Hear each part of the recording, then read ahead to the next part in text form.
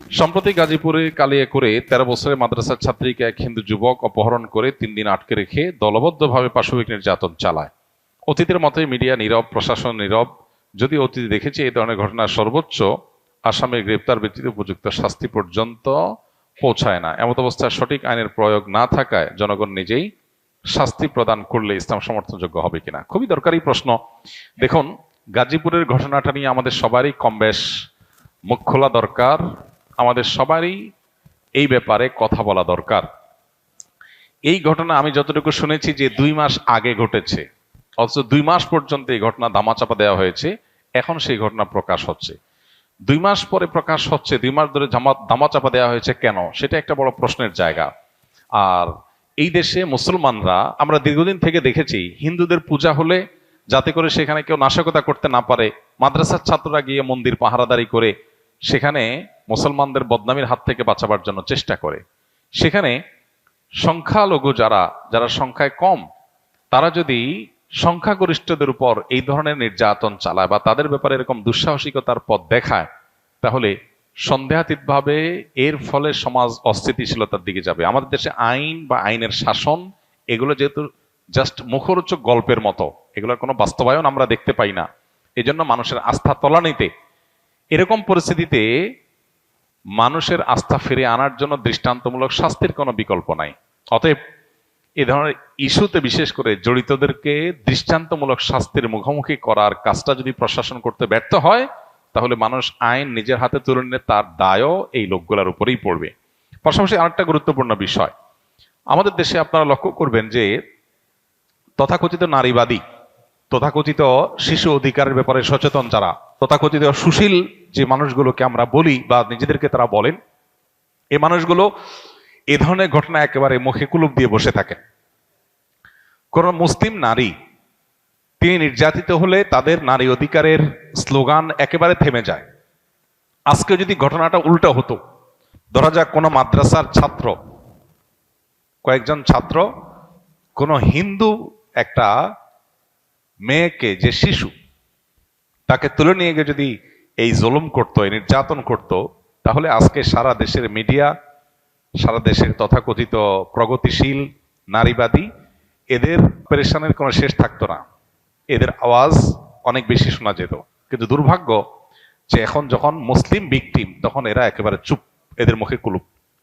আমি যেন বলার চেষ্টা করি, বিভিন্ন সময় আমাদের সমাজে এই জাতীয় ইস্যুগুলোতে তথাকথিত মানবাধিকার কর্মী কিংবা তথাকথিত মানবতাবাদী, নারীবাদী, এ জাতীয় বিভিন্ন মুখরোচক স্লোগান যারা ধারণ করছে, এই মানুষগুলোর মুখোশ, তাদের আসল রূপ আমাদের সামনে ফুটে ওঠে। এটা দুর্ভাগ্যজনক। অতএব এদেরকে চেনার এই সুযোগগুলো যখন আমরা পাই, তখন আমাদের উচিত হলো তাদেরকে ভালো করে চেনা এবং সতর্ক থাকা। আমরা সবাই যার যার জায়গা থেকে গাজীপুরের ঘটনায় দায়ীদের দৃষ্টান্তমূলক শাস্তির জন্য যার যার জায়গা থেকে চেষ্টা করব এবং কথা তুলব। আল্লাহ তাআলা আমাদেরকে ন্যায্য বিচার পাওয়ার তৌফিক দান করুন। খ্রিস্টান ধর্ম প্রচারে তারা একটা অডিও রিচার্জেবল ডিভাইস মানুষকে হাতে হাতে দেয়, এবং রিচার্জেবল মোবাইলের মতো দেখতে হওয়ায় মানুষ আগ্রহের সাথে গ্রহণ করছে। এর বিরুদ্ধে আমাদের কি কিছুই করার নেই? ভাইরা আমার, খ্রিস্টান মিশনারিগুলো আমাদের দেশে ধর্মান্তকরণের যে প্রক্রিয়া চালাচ্ছে, সেটা আজকে নতুন না, অনেক দিন ধরে। এবং আপনারা জানেন, খ্রিস্টান মিশনারিগুলোর এই যে অপতৎপরতা, এই অপতৎপরতা আমাদের পাহাড়ি অঞ্চলকে অস্থির করে তুলতেছে, এবং সেখানে প্রতিনিয়ত মানুষ অশান্তির মধ্যে বসবাস করতে হচ্ছে। আমাদের এই ছোট্ট একটা দেশকে নিয়ে যে ষড়যন্ত্র হয়, এর ভিতরে সবচেয়ে বড় ষড়যন্ত্র হলো খ্রিস্টান মিশনারিগুলোর ষড়যন্ত্র। এই ষড়যন্ত্রকে নস্যাৎ করার জন্য আমাদের সতর্ক হতে হবে। সোশ্যাল মিডিয়াতে, ফেসবুকে আপনারা দেখবেন যে বিভিন্ন ধর্মের মানুষেরা প্রতারণা করে তাদের ধর্মের দাওয়াত দিচ্ছে। কিভাবে? এই যে একটা ডিভাইস একজনকে ধরায় দিচ্ছে, সাধারণ মানুষ মোবাইল টোবাইলে জাতীয় কিছু মনে করে নিচ্ছে, এরপর দেখা যাচ্ছে ওখানে শুধুমাত্র খ্রিস্টান ধর্মের বিভিন্ন বক্তব্য, ওয়াজ নসিহত, বই পুস্তক, ইনজিল ইত্যাদি আছে, আর কিছু নাই। তার মানে খুব কৌশলে প্রতারণা করে মানুষকে অন্য ধর্মের দিকে আহ্বান করা হচ্ছে। আবার দেশের অনেক জায়গাতে আমরা দেখেছি যে মানুষকে খ্রিস্টান ধর্মের দাওয়াত দেওয়ার নাম করে আপনার বিভিন্ন প্রলোভন দেয়া হচ্ছে, তাদেরকে বিভিন্ন সুযোগ সুবিধা দেওয়া হচ্ছে। এটা ওপেন সিক্রেট, উত্তরবঙ্গে প্রত্যেকটা জেলা জেলায় খ্রিস্টান মিশনারিগুলো এভাবে কাজ করছে।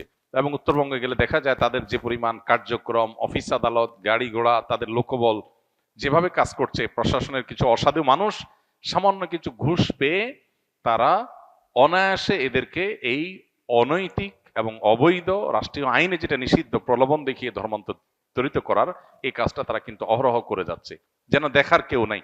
ডক্টর আব্দুল্লাহ জাহাঙ্গীর রহমাহুল্লাহ সারা জীবন এ ব্যাপারে মানুষকে সতর্ক করেছেন, জাতিকে সতর্ক করেছেন, এ নিয়ে বহু বই তিনি লিখেছেন এবং এই কাজ করতে করতেই আল্লাহ তাআলা তাকে দুনিয়া থেকে নিয়েছেন। অতএব আমাদের উচিত হবে সতর্ক থাকা। রাজধানী ঢাকার বেশ কয়েকটা গুরুত্বপূর্ণ জায়গা আছে, যে জায়গাগুলোতে খ্রিস্টান মিশনারিরা এবং কাদিয়ানিরা যে সমস্ত মানুষকে ধর্মান্তরিত করে তাদেরকে এনে এই সমস্ত জায়গায় রাখা হয় এবং তাদেরকে এস্টাবলিশড করা হয়। আমরা পৃথিবীর অনেক দেশের কথা জানি, ইন্দোনেশিয়া এবং আরো বিভিন্ন দেশের কথা জানি, যে সমস্ত দেশে একসময় খ্রিস্টান মিশনারিগুলো এইভাবে ধর্মান্তরিত করার কাজ শুরু করেছে। একটা পর্যায়ে তারা দাঙ্গা বাঁধিয়ে সেখানে দেশের স্বাধীনতার সার্বভৌমত্ব নষ্ট করেছে। অতএব আমাদের দেশকে রক্ষা করার প্রয়োজনে ভিনদেশীদের এই সমস্ত অপতৎপরতা, এই সমস্ত শয়তানি এবং তাদের এই যে প্রলোভন দেখিয়ে মুসলমান গরিবদেরকে খ্রিস্টান বানানোর যে মিশন আছে, এগুলো আমাদেরকে থামাতে হবে। আপনারা সোশ্যাল মিডিয়াতে অনেক পেজ দেখবেন, এই পেজগুলোতে ছল ছাত্রের আশ্রয় নেওয়া হয়। তুমি খ্রিস্টান, সুস্পষ্ট করে বলো আমি খ্রিস্টান ধর্মের দাওয়াত দিচ্ছি, সেটা না করে তুমি বলতেছো আমি ঈসাই ধর্মের দাওয়াত দিচ্ছি। ঈসাই মুসলিম নাম পরিচয় দেয় কি? ঈসাই মুসলিম, তার মানে আমি এক প্রকারের মুসলমান। এটা হলো এক প্রকারের প্রতারণা। তুমি খ্রিস্টান সেটা বলো স্পষ্ট করে, না করে তুমি ছল ছাতুরি করছো সাধারণ এবং সরল মনা মুসলমানদেরকে বিভ্রান্ত করবার জন্য। অতএব এদের ব্যাপারে আমাদের সজাগ থাকতে হবে এবং এদের শয়তানিকে আমাদের থামাতে হবে। প্রশাসনের অসাধু কিছু মানুষজন যারা সামান্য কিছু টাকা পয়সা খেয়ে এদেরকে নির্বিঘ্নে কাজ করার সুযোগ দেয় এবং এদের বিরুদ্ধে আচরণ করলে তাদেরকে বিগত সরকারের আমলে আমরা দেখেছি জেল জুলুম সহ্য করতে হয়েছে। আমাদের অনেক ওলামা একরামকে জেলে যেতে হয়েছে এদের বিরুদ্ধে কাজ করার কারণে। অতএব খ্রিস্টান মিশনারিদের অপতৎপরতা থামানোর জন্য আমাদেরকে কাজ করতে হবে, কথা বলতে হবে এবং প্রশাসন সংশ্লিষ্ট ভাইদেরকে বলবো আল্লাহকে ভয় করুন। এই মাটির বিরুদ্ধে বিশ্বাসঘাতকতা আপনারা করছেন, যারা খ্রিস্টান মিশনারি সহ বিদেশি মিশনারিগুলোকে, বিভিন্ন অর্গানাইজেশনগুলোকে তাদের ধর্মান্তরিত করার যে কাজ, এই কাজটা আপনারা নির্বিঘ্নে করতে দিচ্ছেন।